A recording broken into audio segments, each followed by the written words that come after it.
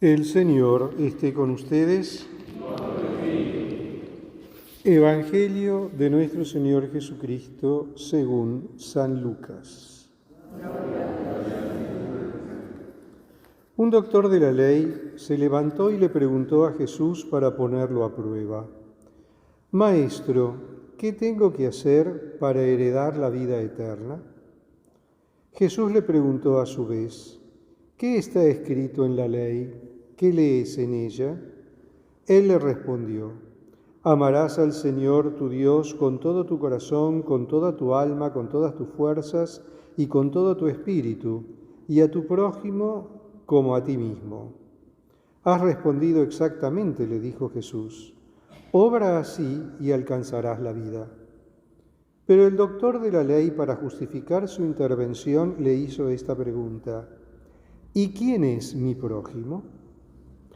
Jesús volvió a tomar la palabra y le dijo: Un hombre bajaba de Jerusalén a Jericó y cayó en manos de unos ladrones que lo despojaron de todo. Lo hirieron y se fueron, dejándolo medio muerto. Casualmente bajaba por el mismo camino un sacerdote. Lo vio y siguió de largo.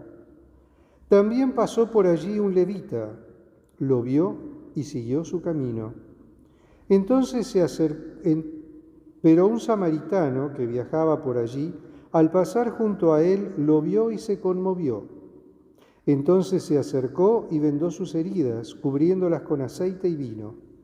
Después le puso sobre su propia montura y lo condujo a un albergue y se encargó de cuidarlo.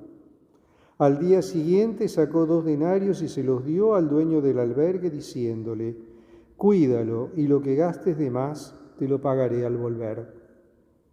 ¿Cuál de los 3 te parece que se portó como prójimo del hombre asaltado por los ladrones?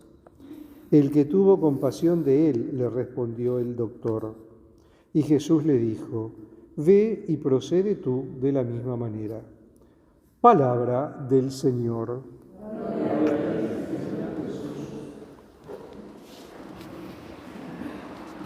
Tenemos para nuestra reflexión este hermoso texto del capítulo 10 del Evangelio de Lucas, que es un texto que está plagado de simbología. Pero tenemos que ponernos un poquito en contexto para poder comprenderlo mejor.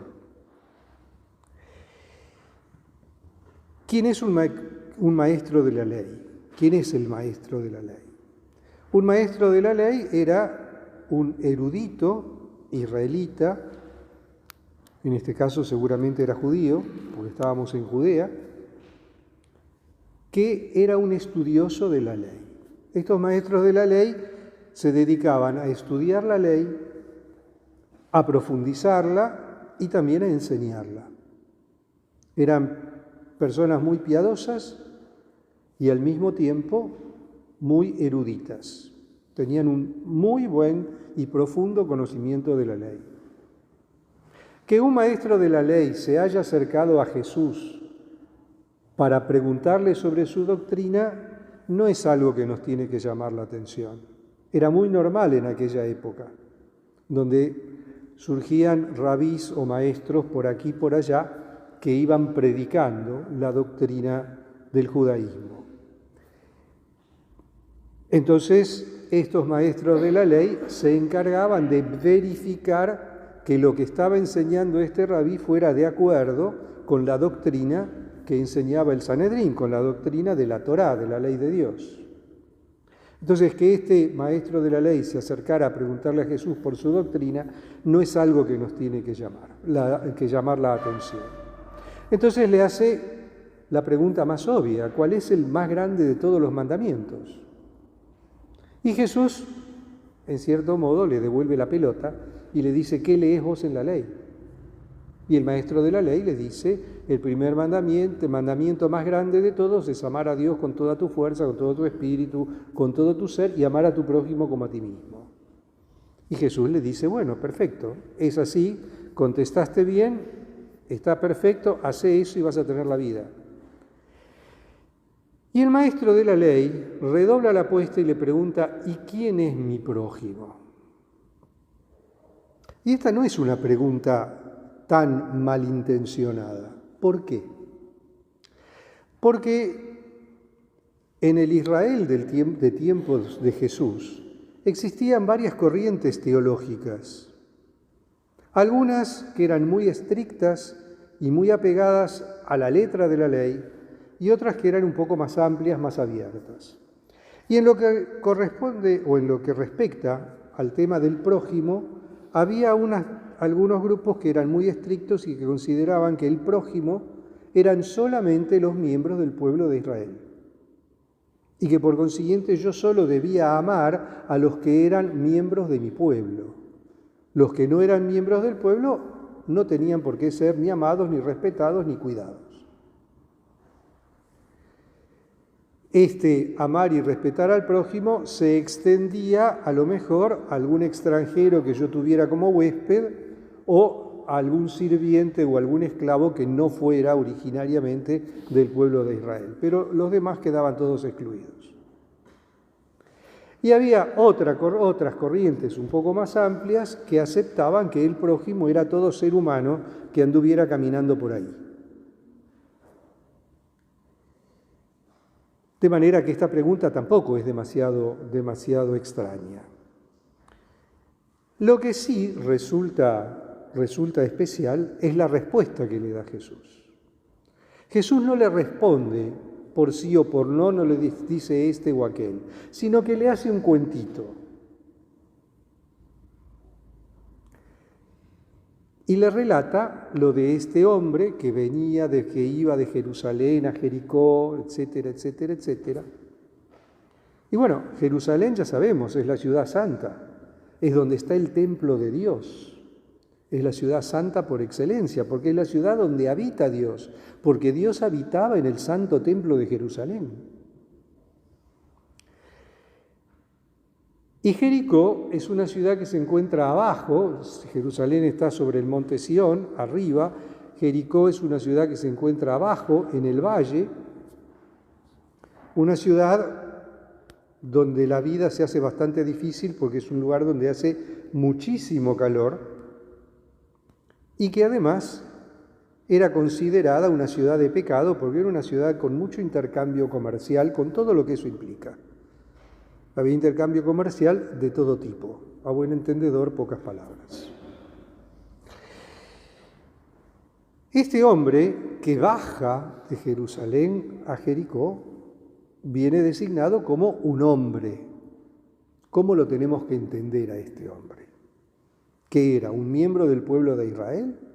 ¿Era un hombre cualquiera? Venía de la ciudad santa e iba hacia la ciudad del pecado. Este hombre podría estar representando al ser humano que se aleja de Dios, sale de la ciudad santa y se rebaja hacia una ciudad de pecado. La naturaleza humana, caída por el pecado original, nos lleva muchas veces a alejarnos de Dios y a embarcarnos en un camino y en una vida de pecado. Un malhechor o unos malhechores lo encuentran por el camino, le sacan todo lo que tiene. La vida de pecado nos lleva a perder toda nuestra condición como imagen de Dios, porque desfigura esa imagen de Dios que tenemos en nosotros y que nos corresponde por designio de la creación, y nos deja medio muertos, porque nos hace hasta perder casi la condición humana. Estando este hombre tirado ahí a la vera del camino, pasa un sacerdote, lo mira, lo ignora y sigue de viaje. Pasa un levita, lo mira, lo ignora y sigue viaje. El sacerdote, el levita, los levitas eran los que servían en el templo de Jerusalén, los que acompañaban, los miembros de la tribu de Leví, que acompañaban al sacerdocio en el servicio del templo de Jerusalén. Si se tratara de personas que iban hacia Jerusalén, podemos entender que si se acercaban a curar al herido, si entraban en contacto con la sangre y con los fluidos corporales, entraban en impureza legal y no podían servir en el templo. Entonces se podría entender que lo hubieran pasado por alto. Pero el sacerdote estaba bajando de Jerusalén, o sea, no tenía excusa. El levita no sabemos porque no nos dice si subió o bajaba. Sin embargo, pasa por ahí un samaritano, que es el que tiene compasión, que lo atiende, que lo cura, que lo lleva al albergue, etcétera, etcétera. ¿Quién es el samaritano? El samaritano era ese antiguo israelita, seguramente pertenecía a alguna de las tribus de Israel, que vivía en la zona de Samaria, pero que eran enemigos acérrimos de los judíos. ¿Por qué? Por un problema teológico. Mientras los judíos, siguiendo el Deuteronomio, decían que el único lugar donde adorar a Dios era el Santo Templo de Jerusalén, los samaritanos decían que ellos adoraban a Dios en el pozo de Jacob, que estaba en el territorio de Samaria. Por ese desencuentro teológico de adorar a Dios en el Templo de Jerusalén o en el pozo de Jacob, estaban tremendamente enemistados, mortalmente enemistados. Para un judío, un samaritano era lo peor que podía haber, y para un samaritano, un judío era lo peor que podía haber. No le tenían absolutamente ningún respeto, el encono era enorme, y esto lo vemos reflejado en el Evangelio. Acuérdense ese texto también en el Evangelio de Lucas, cuando Jesús se dirige hacia Jerusalén, se quiere alojar en una ciudad de Samaria y no lo reciben porque es judío y porque va a Jerusalén. O recordemos el diálogo de Jesús con la samaritana justamente junto al pozo de Jacob. Este samaritano es el que tiene piedad de este herido, lo levanta, lo lleva consigo, lo lleva al albergue, lo cuida. Y de encima le dice al hospedero, vos cuidalo y yo le dejan dinero para que lo atiende y le dice, y si te gastás de más no te preocupes que cuando vuelvo te lo compenso.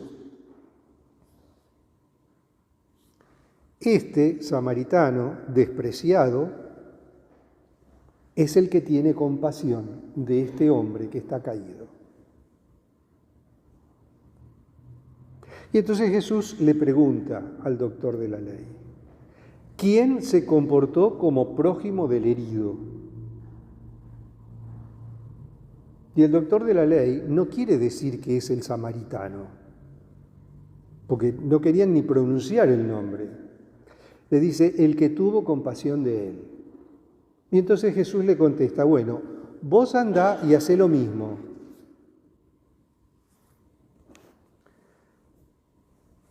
Yo creo que al maestro de la ley o el doctor de la ley en ese momento le habrá dado dolor de hígado, porque le dijo, imita al samaritano. Lo peor que le podía decir. ¿Qué enseñanza nos deja esto? Que el amor de Dios y la caridad para con el prójimo, por amor a Dios, no hace acepción de personas. No nos tenemos que fijar de dónde viene ni a dónde va cuando hay un hermano que necesita. Estamos llamados a prestarle nuestra asistencia, a darle nuestra ayuda y a servirlo con amor. Estamos llamados a poner en práctica el amor de Dios con quien sea. Venga de donde viniere, vaya a donde fuere. No tenemos que hacer acepción de personas. El amor de Dios no hace acepción de personas. Y el amor al prójimo, por amor a Dios, tampoco hace acepción de personas. Estamos llamados a vivir el amor a Dios hasta las últimas consecuencias y eso implica no hacer acepción de personas cuando se trata de nuestro prójimo. Alabado sea Jesucristo.